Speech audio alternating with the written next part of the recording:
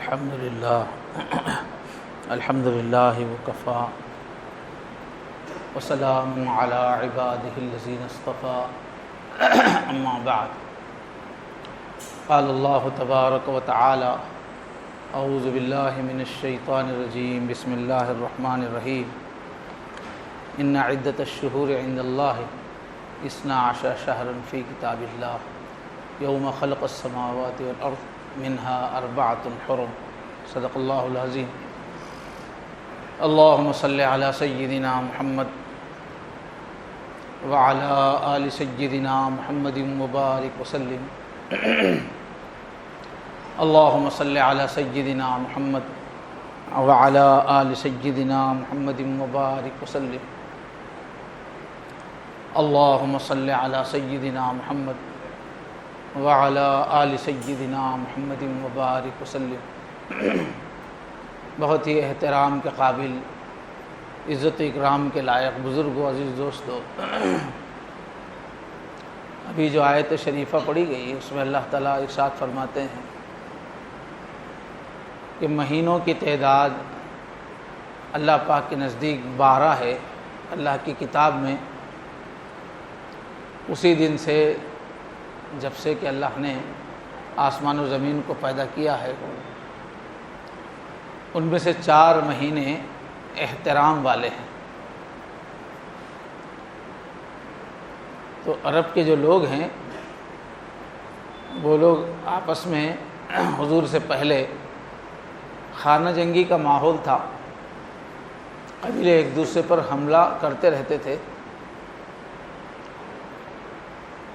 پہلے سے جو چلی آ رہی تھی بات کہ محرم کے مہینے میں یا 4 حرمت والے مہینوں میں کسی سے جنگ نہیں کی جائے گی، لڑائی نہیں کی جائے گی، لیکن ان لوگوں نے ایک ایسا معمول بنا لیا تھا کہ جب کسی قبیلے کو دوسرے قبیلے پر حملہ کرنے کا پختہ ارادہ ہوتا تو وہ لوگ مہینوں کو آگے پیچھے کر دیتے تھے کہ اب کا مہینہ ہم حرمت والا فلاں مہینے سے ہٹا کے فلاں مہینے میں کر دیتے، اس طرح مہینے کو آگے پیچھے کر کے پھر حملہ کر دیتے تھے۔ تو بہت ساری جو اصلاحات کی گئیں اس میں سے یہ آیت ہے کہ اللہ کے پاس مہینے بھی مقرر ہیں اور حرمت والے مہینے بھی مقرر ہیں۔ انما النسیء زیادۃ فی الکفر، یہ ایک نہ صرف کفر کا عمل ہے بلکہ کفر میں بھی زیادتی ہے۔ ایک تو ہے محرم حرمت والے مہینے میں جنگ کرنا، پھر اس سے بڑی بات ہے مہینوں کو اپنی طرف سے آگے پیچھے کر دینا، یہ تو اور سرکشی کی بات ہے۔ بہرحال اس میں اللہ نے فرمایا 4 مہینے حرمت والے، احترام والے۔ یہ 4 مہینے وہ تھے جس میں لوگ کعبے کے لیے یا تو حج کے لیے عمرے کے لیے آتے یا جاتے تھے۔ تو اگر ان دنوں میں جنگ کا ماحول نہ رہے تو مسافروں کے لیے آسانی ہوگی، جنگ کا ماحول رہے تو سفر میں مشکل ہوگی، اس لیے یہ مہینوں کو امن کے مہینہ بنا دیا گیا کہ جس میں لڑائی کی اجازت نہیں ہے۔ تو بہرحال اس میں ہی ایک مہینہ ہے یہ محرم کا مہینہ۔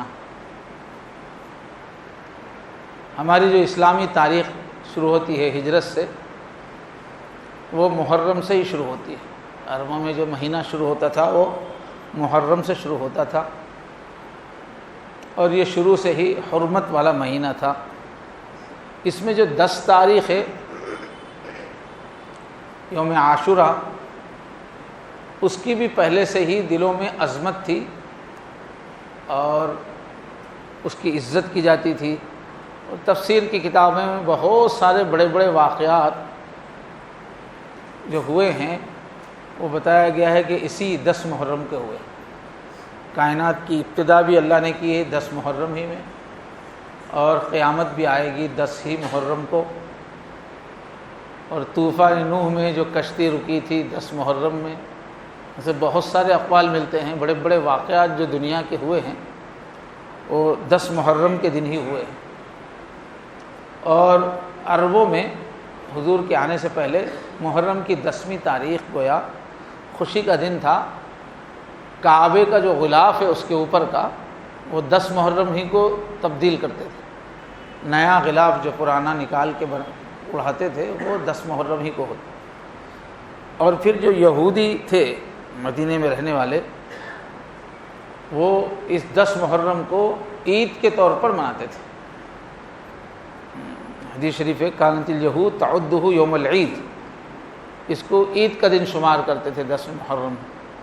حضور پاک صلی اللہ علیہ وسلم جب مکے سے مدینہ تشریف لائے اور ان لوگوں کو عید مناتے ہوئے دیکھا اور اس دن وہ روزہ بھی رکھتے تھے تو معلوم کیا کیوں عید مناتے ہیں. تو ان لوگوں نے کہا کہ حضرت موسیٰ علیہ السلام کو باطل پر فتح ہوئی ہے، اس خوشی میں، حق کی فتح کی خوشی میں یہ عید ہوتی ہے. تو اللہ کے رسول نے فرمایا کہ حضرت موسیٰ علیہ السلام کی خوشی منانے کا حق مجھے تم لوگوں سے زیادہ ہے، یہودیوں سے زیادہ ہے. اور مسلمانوں سے فرمایا کہ تم لوگ بھی اس دن میں روزہ رکھو، البتہ ان سے مشابہت نہ ہو جائے، اس لیے کہ شروع کے دنوں میں یہود کی مشابہت سے بچانا بہت ضروری تھا. ابھی نئے نئے احکام آ رہے تھے اور امت بن رہی تھی، ملت بن رہی تھی، اس وقت الگ شناخت بننا اسلام کی ضروری تھا، ورنہ لوگ سمجھتے کہ یہ یہود ہی کا کوئی فرقہ ہے. تو شناخت پہ بہت زور دیا گیا.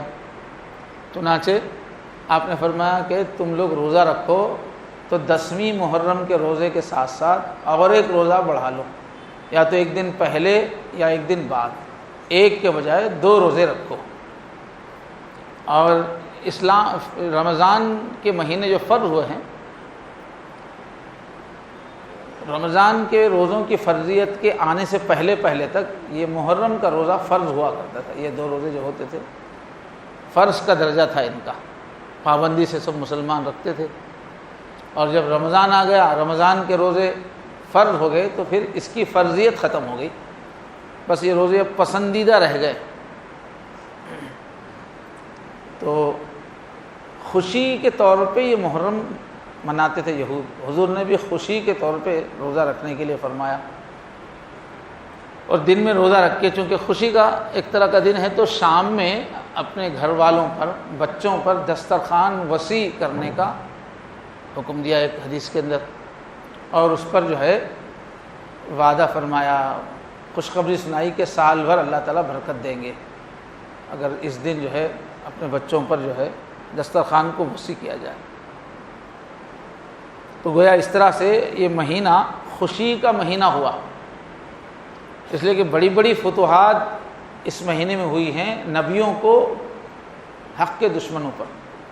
تو خوشی کا مہینہ یہ ہے یہ. لیکن حضرت حسین رضی اللہ عنہ کی شہادت جو بعد میں حضور کے ایک مدت کے بعد ہوئی، وہ اسی دن ہوئی. تو اس کے بعد امت میں 2 فرقے بن گئے. ایک فرقہ بن گیا شیعہ، جو اپنے آپ کو حضرت علی اور اہل بیت کا حامی کہتا ہے. شیعہ کے معنی حامی کے ہے، کسی کے حامی، حمایت کرنے والے کے. تو یہ شیعہ فرقوں نے جو ہے اس کو غم کا مہینہ بنا دیا. ماتم کو انہوں نے اپنے دین میں شامل کر لیا، دین کی اہم چیز بنایا. رونا دھونا، سر پیٹنا، ماتم کرنا، رونے کی مجلسیں لگانا. تو اس کا اثر جو ہے پوری امت میں ہوا، اور ہندوستان میں خاص طور پہ ہوا، اس لیے کہ شیعہ خاندانوں کی یہاں حکومتیں رہی. عادل شاہی جو ادھر حکومت تھی، پھر لکھنؤ کی جو حکومت تھی، پھر حیدرآباد کی جو سلطنت آصفیہ تھی، تو وہ بادشاہ تو سنی تھا لیکن گھر میں بیگمات وغیرہ شیعہ تھی. شیعوں کا بہت عمل دخل تھا. عثمان بادشاہ کی والدہ بھی غالباً شیعہ تھیں. تو شیعہ لوگوں نے یہاں پر ایک منصوبے سے سنی حکمرانوں کے گھروں میں اپنی عورتیں داخل کیں، اس طرح اثر و رسوخ بنایا. اور بادشاہوں کے لیے شیعت میں خاص دلچسپی کی چیز تھی. شیعت ہندوستان میں جو پھیلی یا جہاں جہاں بھی بادشاہت تھی، شیعت پھیلنے کی ایک بڑی وجہ یہ تھی کہ بادشاہ کو 2 چیز چاہیے. ایک تو پیسے کی آزادی، دوسرے عورت کی آزادی. خوب پیسہ بے حساب ملے اور عورت بھی بے حساب ملے۔ تو شیعہ لوگوں نے شیعہ مذہب کی ایسی صورت دے رکھی ہوئی ہے کہ جو وقت کا حاکم ہوتا ہے، بادشاہ ہوتا ہے، شیعہ مسلک میں حکومت کا جو خزانہ ہوتا ہے بیت المال، وہ اس کا ذاتی خزانہ مانا جاتا ہے، وہ جیسا چاہے اس پر تصرف کر سکتا ہے۔ تو بادشاہوں کو کیا چاہیے؟ سرکاری خزانے میں لوٹ کھسوٹ چاہیے، تو انہوں نے شیعہ مسلک کو پھیلایا اپنی آبادیوں میں تاکہ بادشاہ کو اختیارات بہت ملے۔ اور ایک چیز بادشاہوں کی بہت دلچسپی کی، عورت چاہیے، پیسہ ہے، شراب ہے تو وہاں شباب ہے۔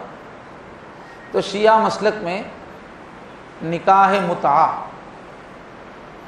کی خوب تشریح ہو کر ہے، یعنی نکاح، اور اسلام میں تو اصل نکاح زندگی بھر کے لیے کیا جاتا ہے کہ جب بھی نکاح کیا جائے گا زندگی بھر نبھانے کے لیے کیا جائے گا، ورنہ وہ نکاح ہی نہیں ہے، وہ زنا ہی ہے۔ وہ اگر 4 دن کی نیت سے کیا جائے تو نکاح نہیں ہے۔ لیکن شیعہ مسلک میں جو ہے نکاح متعہ کو انہوں نے رواج دیا کہ کوئی بھی شادی تھوڑے سے وقت کے لیے کر سکتا ہے، 2 گھنٹے کے لیے شادی، 1 دن کے لیے شادی، 2 دن کے لیے شادی، ایک مختصر وقت کے لیے شادی۔ اب یہ مثال اس کی ایسی ہے جو پیسے دے کے کوئی زنا کرے، اس لیے کہ اس میں بھی 2 گھنٹے کے لیے پارٹنر کو لیا جاتا ہے، 2 گھنٹے کے لیے، 2 دن کے لیے، 4 دن کے لیے، پھر کوئی ذمہ داری نہیں کسی پر۔ تو 1 دن کے لیے شادی، 2 دن کے لیے شادی، یہ ہے نکاح متعہ۔ اس جاہلیت میں، اسلام آنے سے پہلے تھا، اسلام کے شروع زمانے میں بھی تھا۔ عربوں میں چونکہ سفر بہت زیادہ کرتے تھے، سفر ہی ان کا ذریعہ معاش تھا، تو جہاں جا کے ٹکے ہوئے سفر کے لیے، وہاں پر عارضی نکاح کرنے کا ایک رواج تھا، نکاح متعہ۔ تو اسی کو جو ہے جاری رکھا ان لوگوں نے۔ اب دلائل سے ہم کو بحث نہیں ہے، اتنے اندر جانے کی ضرورت نہیں ہے۔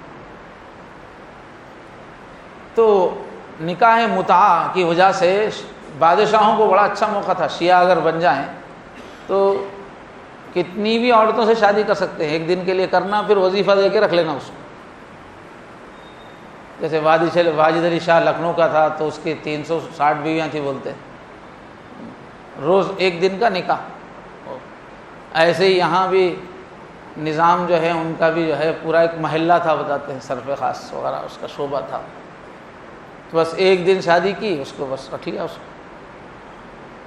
تو اس وجہ سے شیعیت کو بہت زیادہ غلبہ ہوا، چنانچہ ہمارے آندھرا پردیش میں بھی چھوٹے چھوٹے دیہاتوں میں مسجدیں نہیں ملتی مگر عاشور خانہ ہر جگہ ملتا ہے۔ چھوٹے چھوٹے گاؤں میں عاشور خانہ رہے گا اور اس کے لیے جائیداد رہے گی، علم وغیرہ بٹھانے کے لیے حکومت کی طرف سے۔ اور ایک انہوں نے یہ کیا کہ چونکہ یہاں ہندوؤں کی تعداد بہت زیادہ تھی، اور ان کا جو ہندوؤں کا جو مزاج ہے، ظاہری چیزوں کی پوجا کرنا، جلوس نکالنا، ناچنا، کودنا، تو ہندوؤں کا مزاج سامنے رکھ کے یہاں کے جو مسلم حکمران ہیں انہوں نے مصلحت اس میں سمجھا کہ ایک ایسی عید کو رواج دیا جائے جو ہندو مسلم دونوں مل کے منا سکے، اس میں ناچنا ہو، کودنا ہو، اور مورتیوں پہ جس طرح سے پرساد چڑھایا جاتا ہے ایسے دھٹیاں چڑھانا ہو۔ تو وہ محرم ایک ایسی عید بن گئی تھی ہندوستان میں جو دونوں مذہب والے پوری عقیدت سے مناتے تھے۔ اور آج کل تو چونکہ بہت ساری جگہوں پر ماشاءاللہ دین کا کام پھیل گیا ہے، دعوت تبلیغ کی محنت اور دینی ماحول، تو اضلاع میں یہاں وہاں یہ علم بٹھانا سنیوں نے چھوڑ دیا ہے، تو اکثر جگہوں پر ہندو ہی بٹھا رہے ہیں، وہی بٹھا رہے ہیں، وہی ناچ رہے ہیں، سب انہی کا قبضہ ہے۔ ترکا دیوڑو بولتے ہیں لوگ، مسلمانوں کا دیوڑو ہے، اور اس کو لوگ مانتے ہیں۔ عام طور پہ جو بکری کے خصا وغیرہ ہیں غیر مسلموں میں، انہوں نے اس پہ قبضہ کیا ہوا ہے۔ تو بہرحال دونوں قوموں کو جوڑ کے رکھنے کے لیے کہ سب بادشاہ سے خوش رہیں، محرم کو بہت رواج دیا۔ جیسے قومی دن ہے ہمارے پاس اب اس آزادی کے بعد 15 اگست، ایسے ہی پچھلے زمانے میں قومی دن تھا، وہ ہندو مسلم سب مل کے مناتے تھے، اور حکومت کا سرکاری آفیسر آ کر اس کی نگرانی میں اس کے خرچے پہ سب ہوتا تھا تاکہ پورا ایک ہو جائیں سب۔ اس وجہ سے یہ محرم کی رسومات بہت پھیلی. رمضان کا پتہ ہی نہیں چلتا تھا لوگوں کو پہلے ایک زمانہ، محرم کا بہت پتہ چلتا تھا. محرم آتے ہی نہانا دھونا، بہت لمبی چوڑی ایک شریعت تھی، مختلف کھانے، مختلف رسمیں، مختلف رقص، تو بہت پھیل گیا تھا. تو انہی دنوں کے اثر سے محرم کو لوگ غم کا مہینہ سمجھ رہے. مشہور یہ ہو گیا ہمارے علاقے میں، یہ غم کا مہینہ ہے، اس لیے اس میں خوشی منانا صحیح نہیں. اس لیے ایک شادی اور کوئی بھی خوشی کی چیز لوگ آج بھی محرم میں کرنے سے کتراتے ہیں، حالانکہ ہونا چاہیے کہ محرم ہی میں شادیاں کریں، اس لیے کہ خوشی کا مہینہ ہے. انبیاء کو جو ہے فتوحات ملی ہے، حضور نے بھی خوشی میں محرم کا رو رکھا ہے، دسترخوان وسیع کرنے کے لیے کہا. تو محرم میں خوشی ہونا چاہیے، خوشی سے رکنا نہیں چاہیے. لیکن لوگ ایسا سمجھ رہے ہیں کہ یہ غم کا مہینہ ہے، اس رواج کو مٹانے کی ضرورت ہے.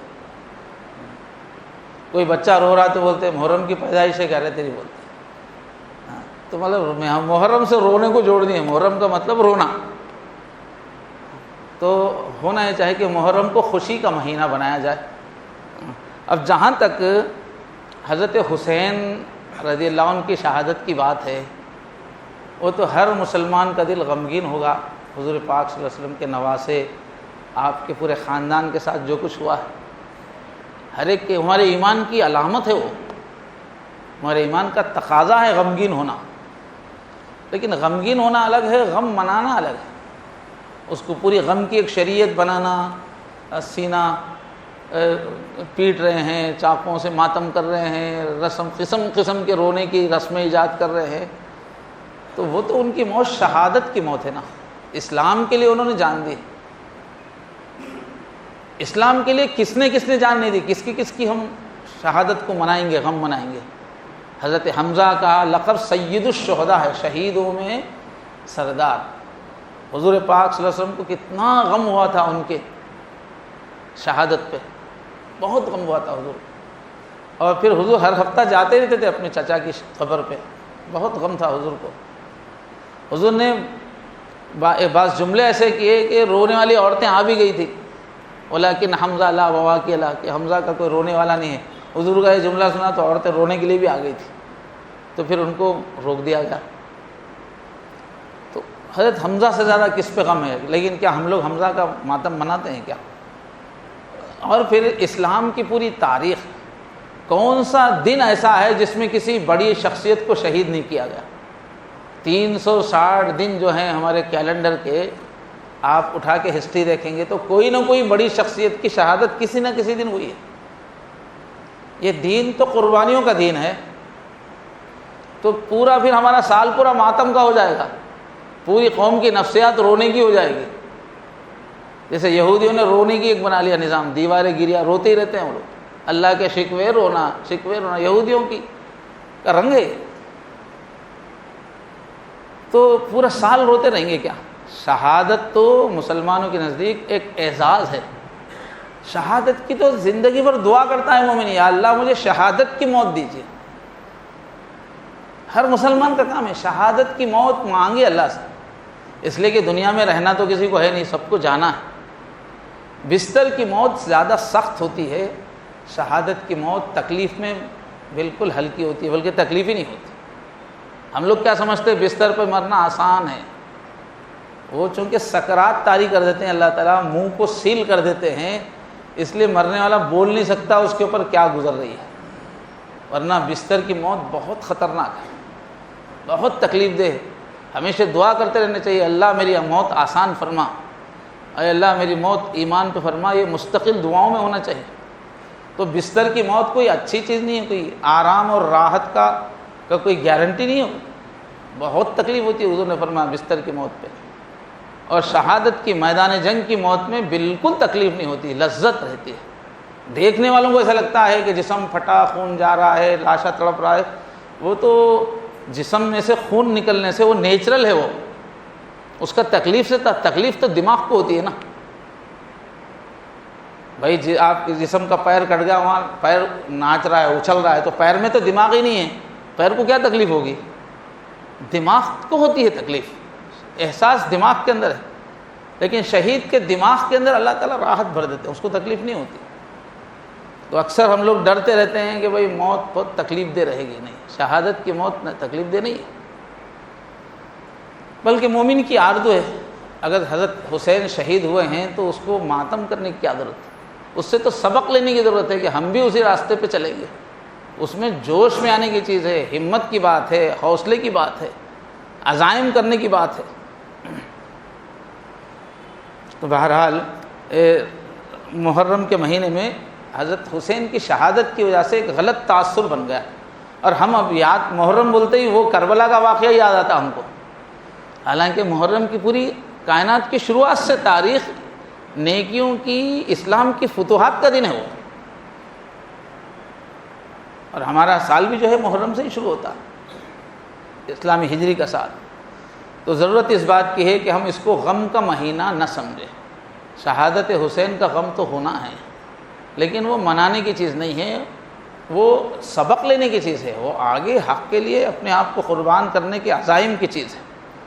چنانچہ نیا سال بھی شروع ہو رہا ہے ہمارا، تو اپنا سال اچھا گزارنے کی فکر ہونا چاہیے کہ جس طرح صحابہ نے، تابعین نے، امت کے بہادروں نے اور امت کے سمجھدار انسانوں نے اپنا وقت قیمتی سے قیمتی بنایا، ایک ایک سیکنڈ کو، ایک ایک منٹ کو قیمتی سمجھا، آخرت کی تیاری کے لیے سمجھا، حق کی مدد کے لیے سمجھا.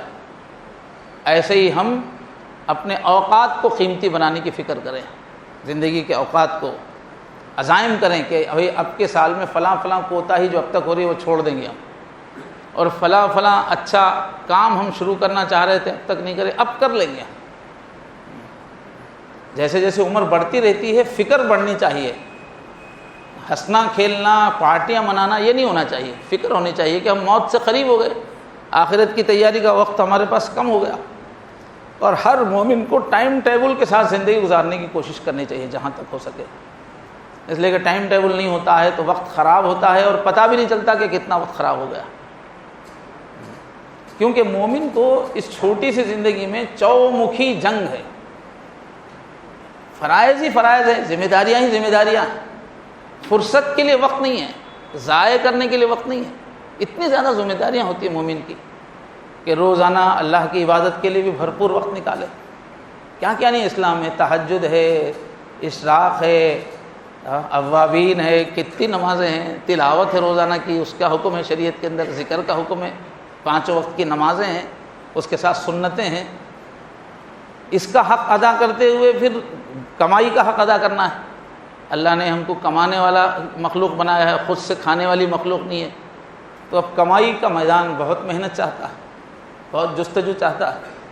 تو اس کو پھر اس میں حکم یہ ہے کہ جس ذریعے سے بھی کما رہے ہو وہ کام ڈھنگ سے کرو، اس میں 2 نمبر کا کام مت کرو، اس میں غیر ذمہ داری مت کرو، ڈیوٹی صحیح کرو. تو ڈیوٹی بھی صحیح کرنا ہے، کاروبار بھی صحیح کرنا ہے، جو بھی کرنا ہے. پھر اس کے ساتھ جو ہے پورے گھر والوں کی تربیت کی ذمہ داری ہے مسلمان پہ، بچوں کو وقت دینا ہے، گھر والوں کو وقت دینا ہے، یہ نہیں کہ پورا بزی ہو گئے. پھر پورے خاندان کی، بھائی بھتیجے اور پورے خاندان کی ذمہ داری ہے ایک مسلمان پہ کہ ان کا ڈیولپمنٹ ہو رہا ہے کہ نہیں، ان کے پاس پریشانی تو نہیں ہے، ان کے بچوں کی صحیح تعلیم ہو رہی کہ نہیں، کس کے گھر میں کیا غم ہے، کیا پریشانی آئی، اس کے لیے بھی ہمارے ٹائم ٹیبل میں وقت ہونا ہے، مہینے میں 1 بار، 15 دن میں 1 بار.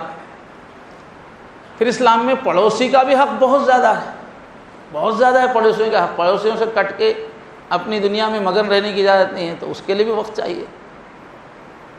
اور پھر پوری امت کا کیا حال چل رہا ہے، کیا تقاضے ہیں بحیثیت مسلمان کے، امت کو اٹھانے کے لیے کیا کرنا ہے اس وقت، امت کو بچانے کے لیے کیا کرنا ہے، یہ بھی سوچنا ضروری ہے، ورنہ ہم میں سے نہیں ہے فرما.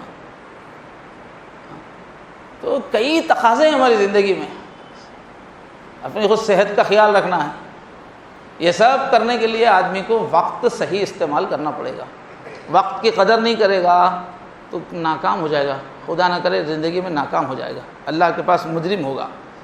تو نیا سال شروع ہو رہا ہے تو نئے حوصلوں کے ساتھ. تو بہرحال شہادت حسین کا جو تذکرہ ہے اس میں یہ بات آنی چاہیے کہ اہل بیت کی محبت بھی ضروری ہے. اب ہمارے پاس ایسی تقسیم ہو گئی کہ شیعہ لوگ تو خوب اہل بیت میں سے ایک ایک کا نام لے کے خوب روتے رہتے ہیں، ان کے فضائل بیان کرتے رہتے ہیں، خوب اہل بیت ہر بات میں اہل بیت کرتے رہتے ہیں. اور سنی لوگ اہل بیت کا تذکرہ ہی نہیں کرتے اپنے محفلوں میں، تو یہ غلط ہے۔ اہل بیت کی محبت ضروری ہے۔ تمام صحابہ کی فضیلت کا بھی تذکرہ ہونا چاہیے، خاص طور پہ اہل بیت کا تذکرے ہونے چاہیے۔ اہل بیت سے محبت حضور کا گھرانہ ہے، جہاں حضور سے محبت ہوگی حضور کے گھرانے سے محبت کیوں نہیں ہوگی؟ تو کتنے درود جو حضور نے سکھائے ہیں، حضور پہ پڑھنے والے درود ہیں۔ اب ہم بھی درود ابراہیم میں وعلی آلہ ہی ضرور رہتا ہے، اور اہل بیت ہی کتنے درودوں میں حضور کے سکھائے کہ جب بھی درود پڑھیں گے کہ حضور کے گھر والوں پر اللہ رحمت نازل فرما۔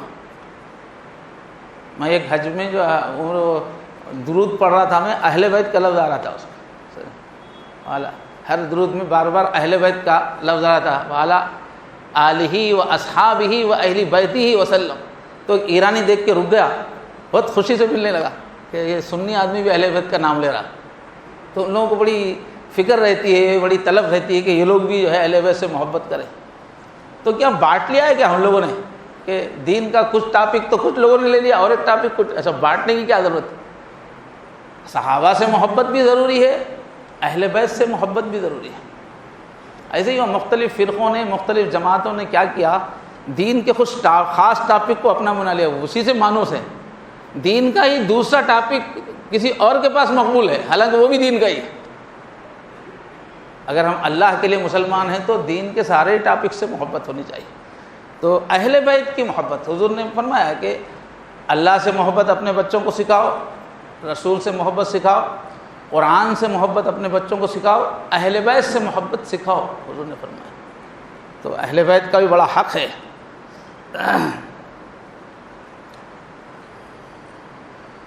اور ایک سبق کیا ہے، جو سیٹنگ ہے ہماری اسلامی تقریبات کی یا یادگاروں کی، کہ ابھی ہم لوگ گزرے ہیں حال ہی میں بقرعید سے، قربانی دے کے ابھی قربانی کے چھینٹے سوکھے نہیں ہیں ابھی، کہ پھر اور ایک شہادت آ گئی۔ قربانی ہم کو کیا یاد دلا رہی ہے کہ اپنے محبوبوں کو جب تک قربان نہیں کریں گے اللہ کو راضی نہیں کر سکتے۔ حضرت ابراہیم علیہ السلام نے اپنے بیوی بچوں کی محبت قربان کر دی ہے دین کے تقاضوں کو پورا کرنے کے لیے، دین کو زندہ رکھنے کے لیے۔ تو وہ ہمارا سال کا آخری مہینہ تھا، ذی الحج، سال کا آخری مہینہ یہ یاد دلاتے جا رہا ہے کہ بیوی کی، بچوں کی، سب کی محبت پر دین کی محبت کو غالب رکھو، دین کی خاطر ان ساری محبتوں کو قربان کرنے کا حوصلہ اپنے اندر رکھو۔ یہی راستہ ہے اس دین کا۔ پھر اب وہ آخری مہینہ جاتے ہیں، اب یہ پہلا مہینہ آ گیا ہے، تو یہ پہلا مہینہ بھی پھر وہی شہادت یاد دلا رہا ہے کہ دیکھو اگر شہادت کوئی بری چیز ہوتی، دین کے لیے مرنا کٹنا بری چیز ہوتی، تو خود حضور کے نواسوں کو یہ عزت کیوں دی گئی؟ جو نواسے اتنے محبوب تھے، اتنے محبوب تھے کہ حضور خطبہ دیتے تھے تو آگے پر چڑھ جاتے تھے، حضور روکتے نہیں تھے۔ حضور نماز پڑھاتے تھے، سجدے میں جاتے تو اوپر آ کے بیٹھ جاتے تھے۔ اتنے لاڈلے نبی کے خود جو ہے اونٹ بن جاتے تھے، نواسے اوپر سوار ہے، گھر میں جو ہے چلو چل میرے وہ گھوڑے، وہ اس طرح سے کھیلتے تھے ان سے نواسے، اتنا پیار کرتے تھے حضور، اتنے پیارے نواسے، بیٹے بیٹے بولتے تھے ان کو دونوں کو حضور۔ لیکن شہادت دونوں کو بھی شہادت ملی، حسن کو بھی حسین کو بھی، اور حضرت حسین کو تو پورا خاندان کے ساتھ شہادت ملی۔ تو اللہ سکھا رہے ہیں کہ شہادت بری چیز ہوتی تو سب سے چاہیے تھی نبی کے گھر میں کیوں آ گئی شہادت؟ حضور کی جو ہے اچھی مضبوطی کی عمر میں چچا سے محبت تھی حضور کو، چچا بھی شہید ہوئے۔ پھر آخری جو عمر میں سب سے زیادہ محبت نواسوں سے تھی، نواسے بھی شہید ہوئے، اور حضور کو زندگی ہی میں بتا دیا گیا تھا، حضور نے زندگی میں بتا دیا میرے دونوں نواسے بھی شہید ہونے والے ہیں، اور اللہ کے نبی راضی تھے اس پہ، پورا جانتے ہوئے راضی، کبھی یہ نہیں دعا کہ اللہ میرے نواسوں کو شہادت مت دیجئے، شہادت سے بچائیے، حضور نے نہیں دعا کی، اس لیے کہ اللہ کی منشا ہے تو وہی بندے کی منشا ہے، اسی پہ صبر اور اسی سے خوش ہونا چاہیے۔ علامہ اقبال کہتے ہیں حسین و سادہ و رنگی ہے داستان حرم، یہ کعبہ جو ہے اس کی جو داستان ہے بڑی حسین بھی ہے، سادہ بھی ہے اور رنگین بھی ہے. رنگین کہانی ہے، یہ بے رنگ نہیں ہے. یہ شہادت اس کی نہایت اس کی حسین ابتدا ہے ابراہیم. کعبے کی کہانی کیا ہے؟ ابتدا میں ابراہیم اپنے بچے کو کاٹ رہے ہیں اور انتہا میں محمد رسول اللہ اپنے نواسے کو شہادت کے لیے اللہ کے سامنے پیش کر رہے ہیں. تو شہادت کوئی ذلت نہیں ہے، شہادت کوئی ناکامی نہیں ہے، شہادت کوئی اللہ کی ناراضگی کی علامت نہیں ہے، شہادت کوئی فیل ہو جانے کی، ذلیل ہو جانے کی چیز نہیں ہے. شہادت تو عزت کی چیز ہے. شہادت تو قسمت والوں کو ملتی ہے. شہادت کے بارے میں اتنی طلب، اتنی تمنا، شہادت ہی کو کامیابی سمجھنا چاہیے. کامیابی ہے بہت بڑی. دیکھو جب حضرت علی رضی اللہ عنہ پہ حملہ ہوا، فجر کی نماز کے لیے مسجد میں داخل ہو رہے تھے تو داخلے کا جو دروازہ بنا ہوا تھا اسی کے اندر قاتل چھپے ہوئے تھے. تو اچانک ان پر انہوں نے زہر میں بھجی ہوئی تلواروں سے حملہ کیا. تو جیسے ان کے سر پہ، ان کے جسم پہ تلوار پڑی تو ان کی جو منہ سے جو آواز نکلی، ہا ہو چیخ اللہ بچا، ایسا کچھ بھی نہیں نکلی. جیسے ہی تلوار پڑی ان کے منہ سے چیخ نکلی، فزت ورب الکعبہ، رب کعبہ کے قسم میں کامیاب ہو گیا. یہ سبق اتنا اچھا یاد تھا ان کو کہ تلوار پڑھتے ہی، عام طور پہ کیا ہوتا ہے، تلوار پڑھتے ہی آدمی کو عقل کی باتیں یاد نہیں آتی، چیخ پکار ہوتی ہے. کوئی فلسفہ، کوئی عقیدہ اس وقت یاد نہیں آتا، تلوار پڑھتے ہی چیخ نکلتی ہے. لیکن ان کی رگ رگ میں، نس نس میں یہ بات اٹھی ہوئی تھی کہ شہادت کی موت ہی کامیابی ہے. اس لیے تلوار پڑھتے ہی ان کا نعرہ کیا نکلا؟ فزت رب الکعبہ، رب کعبہ کے قسم میں کامیاب ہو گیا. تو ضرورت اس بات کی ہے کہ شہادت کو ہم مقصود بنائیں. شہادت ہے مقصود مطلوب مومن، نہ مال غنیمت نہ کشور کشائی. مال غنیمت کے لیے دنیا والے لڑتے تھے، جنگیں کرتے تھے، فوجوں میں نوکری کرتے تھے. یہ بادشاہ لوگ ملکوں پہ قبضہ کر کے سلطنت وسیع کرنے کے لیے فوجیں بنایا کرتے تھے، جنگیں کرتے تھے. لیکن مومن جو اس کا مقصود کیا ہے؟ اللہ کے راستے میں شہید ہونا. تو اللہ سے مانگیے، اللہ ہمیں شہادت کی موت عطا فرمائے. یاد کرنا چاہیے، مانگنا چاہیے. کوئی بری چیز نہیں ہے، تکلیف دہ چیز نہیں، بہت اچھی چیز ہے. مگر اس کا مطلب یہ نہیں ہے کہ آپ کو یہ کہا جائے کہ جا کے جس سے بولے اس سے جا کے لڑ لو، مرنا ہی ہے بول کے. اس کی اجازت نہیں ہے. آ بیل مجھے مار بول کے جہاں چاہے وہاں گھسنا اور جیسے چاہے خون خرابہ کرنا، اس کی اجازت نہیں ہے. اس کی شرائط ہیں بہت سارے. اس کے علاوہ ایک ہی شکل نہیں ہے، شہادت کی کئی شکلیں ہیں. اب حضرت عمر دعا کرتے تھے. ایک طرف تو ان کو حضور سے اتنی محبت تھی کہ یا اللہ مجھے حضور کے شہر میں موت دے، تمنا تھی ان کی. دوسری طرف شہادت کی بھی تمنا تھی. تو یہ دو ٹکراتی ہوئی چیزیں تھیں. جنگ میں جائیں گے تو شہادت ہوگی، یہ وہاں سے حضور کے پاس سے ہٹنا نہیں چاہتے ہیں. تو دو ملا کے ان کی تمنا تھی. تو حضور کی قبر کے پڑوس میں ان کی شہادت کا اللہ نے انتظام کیا کہ مدینے میں ہی رہ کے شہید ہوئے. تو بہرحال شہادت کی کئی شکلیں ہیں دین کے لیے کوئی بھی محنت کرتے ہو. تو ضرورت اس بات کی ہے. حضرت حسین رضی اللہ عنہ کی شہادت ہر سال کی ابتدا میں ہم کو یہ سکھاتی ہے کہ مومن دنیا میں جینے کے لیے نہیں آتا، مومن اللہ کے لیے مرنے کے لیے آتا. مر کے ہوتی ہے زندگی حاصل، ایسے مرنے کی تم دعا کرنا. جینے کے لیے یہودی آتے ہیں. فرمایا کہ ہزار ہزار سال کی عمر ہو، ان کی امید ہوتی ہے لمبا جئیں گے، یہ ان کی خواہش ہوتی ہے. ہماری خواہش یہ ہوتی ہے کہ جب بھی مریں اللہ کے لیے. البتہ آدمی کی عمر لمبی ہے اور اس کو نیکیوں کی توفیق ہو رہی ہے، اچھی زندگی گزر رہی ہے تو یہ افضل ہے. کم عمر میں مرنے کے مقابلے میں ایک آدمی قسمت سے لمبی عمر تک جی رہا ہے اور دین پہ چل رہا ہے تو اس کا نام اعمال بہت بڑا ہو جاتا ہے، اس کا درجہ بہت بڑا ہو جاتا ہے. اور جیسے جیسے ایک آدمی کی عمر بڑھتی رہتی ہے اللہ کے پاس اس کا احترام بھی بڑھتا رہتا ہے. حدیث میں ہے 50 سال کا ہو جائے تو کیا اللہ کے پاس مقام ہے، 55 سال ہو جائے تو کیا مقام ہے، 60 سال ہو جائے تو کیا مقام ہے، 70. حدیث میں پورے درجے ہیں. جیسے جیسی عمر بڑھتی جاتی ہے اتنا اللہ کے پاس اس کا مقام بڑھ جاتا ہے. تو وہ بھی ایک پہلو ہے. بہرحال شہادت کے ہم کو طالب ہونا چاہیے. ہم کو دنیا کی زندگی سے بہت حرص نہیں ہونی چاہیے. ہماری تو پورا مستقبل آخرت میں ہی ہے نا، اللہ بھی وہیں ملنے والے ہیں، رسول بھی وہیں ملنے والے ہیں، جنت بھی وہیں ملنے والی ہے. اور دنیا میں جب تک رہیں گے روز ایک امتحان ہے، یہ مت کرو، یہ مت کرو، یہ کرو، یہ کرو، اور جیسے موت آ گئی تو چھٹی ہو گئی. اس وجہ سے شہادت سے ڈرنا نہیں چاہیے، لیکن جتنی زندگی ملی ہے اس کو بھرپور انداز میں گزارنا چاہیے. یہ سبق ہے. اور کیا سبق ہے حضرت حسین کی زندگی کا کہ میرے حضرت ابو بکر کا ایک جملہ ہے، اَيُنْقَصُ الدِّينُ وَأَنَا حَيٌّ، میرے جیتے جی میں زندہ ہوں اور دین میں نقص نہ آئے. میں دین کو مکمل دیکھنا چاہتا ہوں، دین کو میں مکمل زندہ دیکھنا چاہتا ہوں، کسی ایک پہلو میں کمی آئے میرے جیتے جی یہ نہیں ہو سکتا. یہ جملہ ہے حضرت ابو بکر کا. کب کہا تھا بتانے کا موقع نہیں ہے، تفصیل ہے اس کی. لیکن حضرت حسین کا یہی مسئلہ ہے. حضرت حسن حسین کو وقت کی جو حکومتیں تھیں وہ بڑے بڑے ان کو فنڈز دینے کے لیے تیار تھی، تحفے ہدیے وغیرہ. ان کی زندگی ایسی گزری دونوں کی، بہت فتوحات کی زندگی، بہت عیش کا انتظام بہت تھا ان کی زندگی میں، اور ان کو منانے کے لیے پورے لوگ آمادہ رہتے تھے.